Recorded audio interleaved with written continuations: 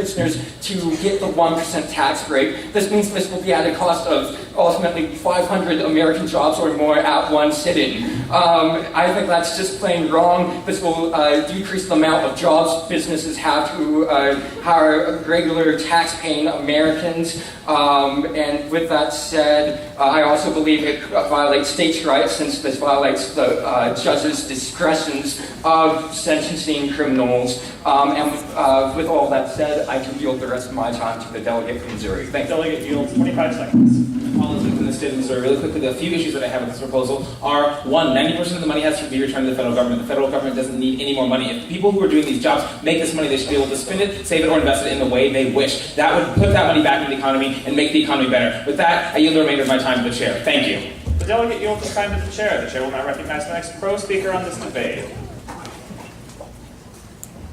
Is there a delegate who has not yet spoken in this plenary or any General Assembly session? Chair recognizes Ellis of Minnesota.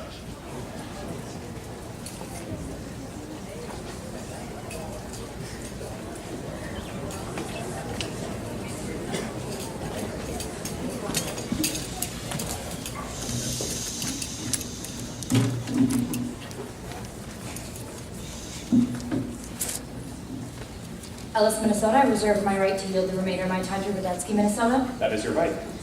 Imagine being convicted for one poor decision you decided to make. That decision would ultimately ruin your future in trying to apply for an occupation.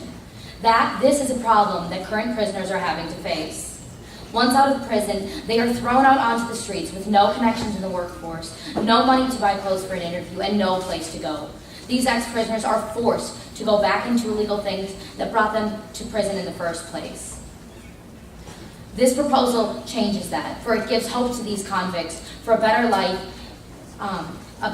once they are released from prison, and a chance to change their future once and for all. I yield my time to Radetzky, Minnesota. The delegate yields 75 seconds. Radetzky, Minnesota. I am in complete support of this proposal for a few main reasons. First off being that this has proven to work many times over. Prisoners are currently working in multiple big-name corporation delegates. With the escalating recidivism rate, which is 43%, it is a vital issue that we need to eliminate the revolving door of prisoners released and recommitting the same crime once again. The revolving door occurs at an average of 3 years after being released from prison. This cycle is what is clogging our prison system. Regarding to the 10% remaining pay that the prisoner receives, it is about double after the tax cut the amount a job within a prison pays. This proposal also provides for the allocation of extra revenue to infrastructure and roads. The tragedy of the 35W bridge collapse of 2007 that struck my home state of Minnesota could have been prevented with the implication of allocated revenues towards roads and bridges. I urge you to pass this proposal due to the author's intention of rehabilitation of the convicted population. Thank you. I yield my time to the chair.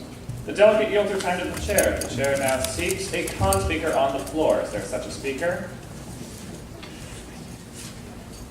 The chair seeks a speaker who has not yet spoken in either general or plenary session. The chair recognizes Bonar of Indiana.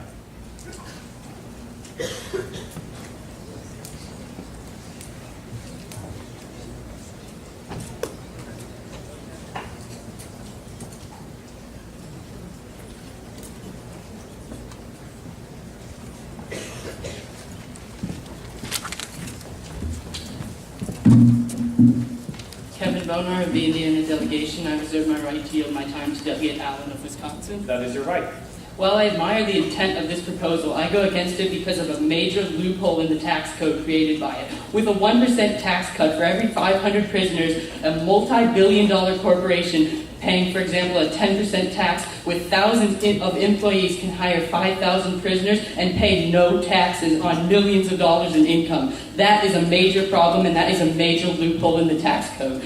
That is why I object to this proposal. I yield my time to Delegate Allen. Delegate yields 90 seconds.